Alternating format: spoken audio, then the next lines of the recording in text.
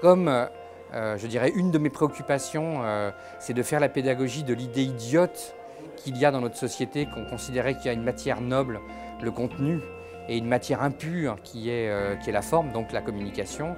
Je trouve que l'endroit pour faire la pédagogie de ma vision, c'est évidemment Sciences Po.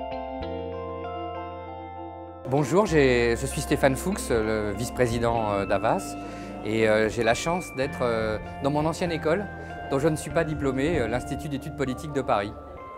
Ce soir, j'ai essayé d'expliquer que la transparence était un faux ami.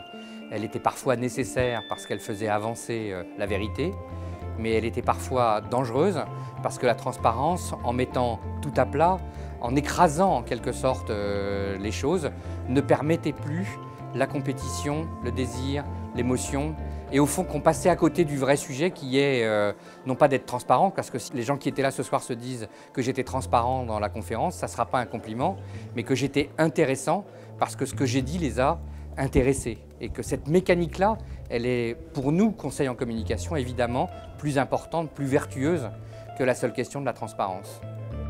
Parler à Sciences Po, pour moi, est une évidence, parce que c'est, je trouve, l'endroit où on réfléchit le plus à cette interaction qu'il y a entre les enjeux du contenu et les enjeux de la forme.